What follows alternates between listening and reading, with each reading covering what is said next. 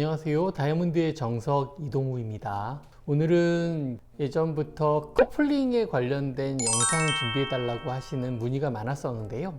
조금 아껴뒀다 저희 구독자 500명 되는 그 이벤트처럼 해서 영상을 한번 준비해 봤습니다. 오늘의 주제는 이겁니다. 커플링 어떤 게 고급스러운가, 몇 가지만 찝어서 보시면 디자인과 상관없이 마무리 단계만 보고도 이 커플링은 잘 만들어낸 핸드메이드다, 이건 가볍게 빨리 만들어서 찍어져 나오는 캐스팅 제품이다 라는 걸 아실 수 있습니다. 그걸 구별하는 법에 대해서 안내해 드리도록 하겠습니다. 자, 우선 영상 보시기 전에 아시죠? 처음 방문해 주신 분들 구독과 좋아요, 알람 설정 부탁드리겠습니다. 저희 계속 좋은 영상 준비해 드리고 있습니다. 꼭 도움이 되실 겁니다. 몇 가지로 간추려 봤습니다. 한 세 가지로 크게 나눌 수 있는데요. 첫 번째, 엔게이지먼트 링 반지, 위아래가 똑같은 형태의 연속된 반지를 엔게이지먼트 링 반지라고 하는데, 뜻 아시나요? 결혼 반지 혹은 웨딩 반지, 그리고 커플 반지로 제일 많이 쓰는 스타일입니다. 보시다 보면 손등 부분으로 올라오는 메인 부분과 손바닥 부분으로 들어가는 바닥 부분의 두께감이 다르게 나오는 엔게이지먼트 링 반지가 있습니다. 왜 그럴까요? 만들기 어렵기 때문입니다. 무슨 얘기냐면, 위가 두껍고 아래가 얇을 경우는 기본적으로 5호, 11호, 15호, 20호 이런 식으로 사이즈를 만들어 놓은 다음에 조정을 해서 출고를 시킵니다.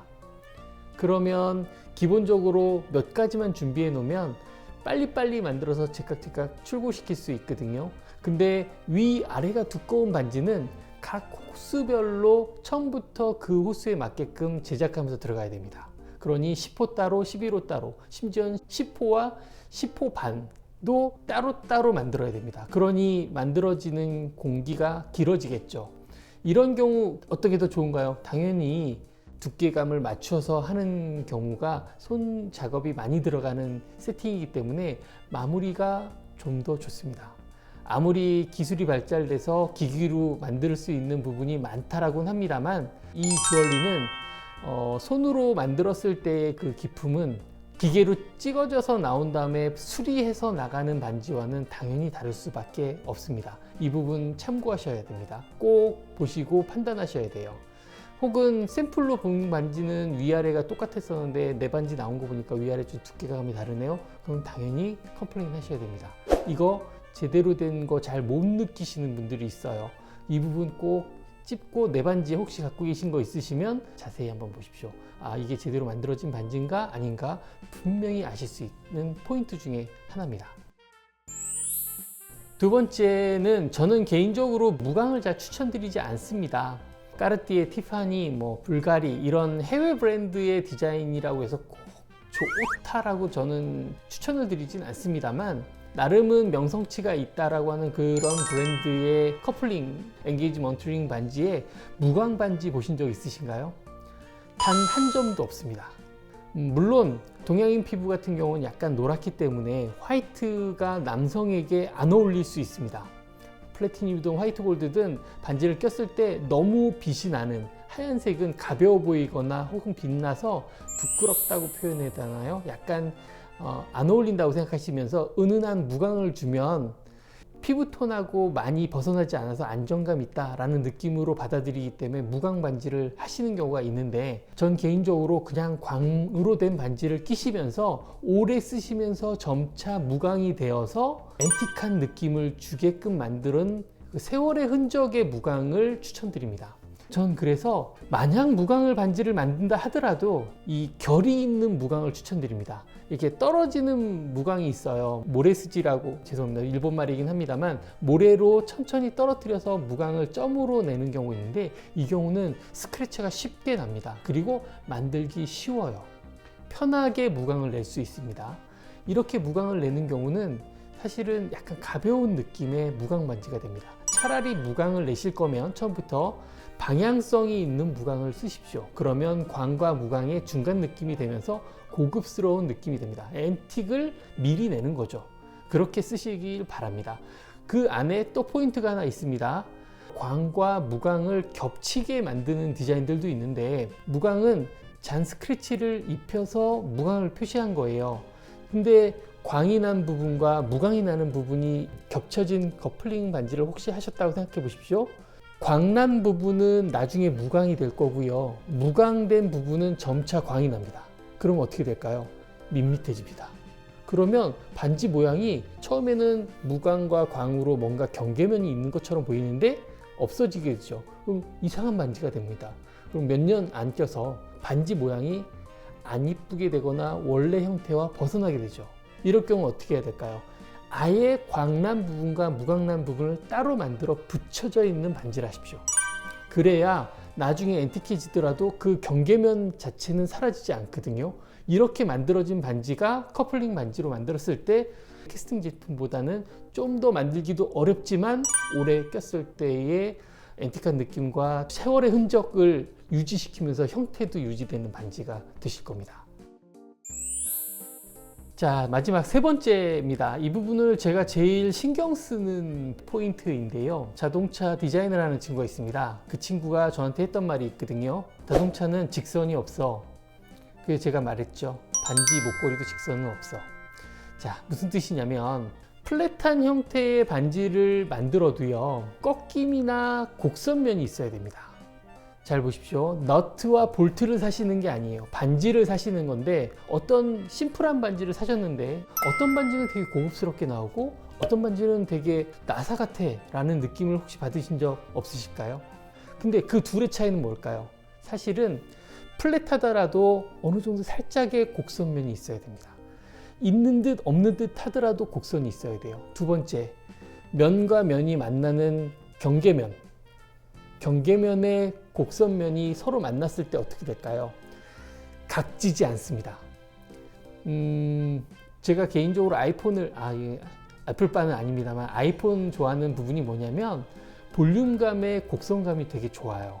아무 모양 없는데도 불구하고 그 디자인 10년 이상, 2009년, 2008년도부터 나왔나요? 어쨌든 10년 이상 아이폰 디자인은 바꾸지 않았음에도 불구하고 예쁜 이유가 뭘까요?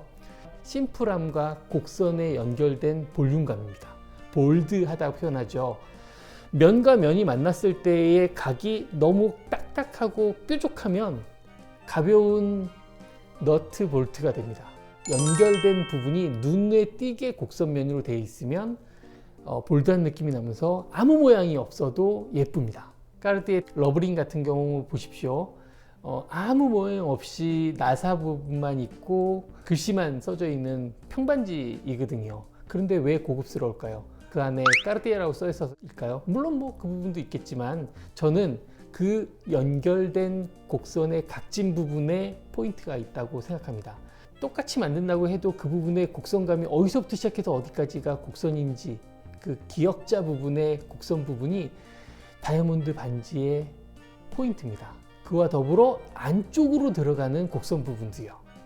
바깥 부분만의 곡선 부분이 아니라 반지를 봤을 때 안쪽으로 손가락 안으로 들어가는 부분의 곡선 부분도 볼드하게 들어가 있어야 돼요. 안 보이는 부분도 예쁘게 만들어야 됩니다. 그게 전체적인 반지의 감이에요. 그리고 다시 처음으로 돌아가 밴드 자체가 아무리 직선이더라도 휘어져 있다라는 느낌을 줘야 됩니다. 얼핏 보면 직선인 것 같지만 직선은 없습니다. 살짝 굴려져 있습니다. 배불러 있다라고 표현하죠. 그렇게 되어 있습니다. 그것이 이 반지가 나도 왠지 모르게 고급스럽지 라고 하는 그 포인트가 되는 게 바로 그 부분 때문에 그런 겁니다. 자, 이 외에도 커플링에 대한 부분을 사실 많이 지적하고 싶습니다. 왜냐, 요즘 웨딩에 관련돼서 예물을 하신다고 가정해 보시면 누가 사파이어, 루비, 진주, 다이아몬드, 이 세트 저 세트 이렇게 많이 하시나요? 안 하시죠? 네, 요즘은 반지 하나씩 나눠 끼고 결혼 반지 하나 하시고 많이 하시잖아요. 그럴 때 보시면 커플 반지 같은 경우 물론 웨딩이 아니더라도 내 반지를 꼈는데 한 몇 개월 끼다 보니 너무 가벼워 보여 라고 할 수 있거든요. 그런데 그걸 목표로 할까요? 그렇지 않죠. 평생을 껴도 고급스러움이 느껴지길 바라실 겁니다. 그러려면 제가 지금 첫 번째, 두 번째, 세 번째 이렇게 지적해 드렸던 이 포인트에 맞는 커플링을 꼭 구매를 하셔야 그걸 꼭 디자인과 상관없이 포인트만 잘 잡으셔도 내가 좋아하는 스타일 내에서 완성도가 있구나 혹은 없구나에 대한 부분을 아마 아시게 될 겁니다. 오늘 뭐 말이 많았습니다만 실은 simple is best, 그죠? simple is best가 제가 여기 오시는 모든 분들 제일 먼저 소개시켜 드리는 내용이 이겁니다. 심플한데 이쁜 거. 네, 심플한데 이쁘려면 제일 힘들어요. 네, 화려하면서 심플한 거, 이런 거죠. 제일 어렵습니다. 왜 그러냐면 고급스러우면서 심플해야 화려하면서 예쁜 겁니다. 제가 제일 안타까운 부분 중에 하나입니다. 심플한 반지는 다 똑같은 것처럼 느껴지시는 부분이요. 언뜻 보서 그럽니다. 중간 두 번째 포인트에서 설명드렸을 때 오래 꼈을 때 앤틱하면서 고급스러움이 계속 유지되는 반지가 좋습니다 라고 말씀드렸던 게 이 포인트를 잘 보시고 사신 커플링이야말로 오래 쓰셨을 때 내 흔적과 더불어 반지가 고급스러움이 유지되실 거고 또 예쁨이 유지되실 거고 혹은 안정감이 유지되실 겁니다. 같은 디자인이 아닙니다. 핸드메이드로 만들어서 잘 만든 제품과 그냥 팡 찍어져서 최대한 빠른 시간 안에 만들어져 나온 제품과 분명히 차이가 있습니다. 얼핏 봐서는 모릅니다만 자세히 보면 저희 같은 경우는 압니다. 이 영상을 보신 분도 이제는 아마 반지를 보시면서 이 세 가지는 꼭 판단하실 수 있으실 겁니다. 그러면 사귀는 사이에 쓰시는 커플링이시든 결혼 반지의 커플링이시든 10주년 혹은 몇십 주년 기념 커플링을 사시든 오랫동안 고급스럽게 잘 쓸 수 있는 상징성 있는 반지로 아마 만족스럽게 쓰실 수 있을 겁니다. 여기까지 오늘 커플링에 대해서 말씀드렸고요. 좀 더 디테일한 부분에 대한 설명도 또 드릴 수 있습니다. 내 반지 봤는데 이 정도면 혹시 잘 만들어진 반지인가요? 까지도 댓글로 남겨주시거나 어떤 커플링 형태의 디자인을 만들 때 어떤 포인트를 잘 보고 사야 되나요? 라든지 어떤 거든 댓글로 남겨주십시오. 그럼 제가 거기에 일일이 답변 드리면서 안내해 드리도록 하겠습니다. 시청해 주셔서 감사합니다. 다음에도 좋은 정보, 주얼리 혹은 다이아몬드 준비해 가지고 안내해 드리도록 하겠습니다. 감사합니다.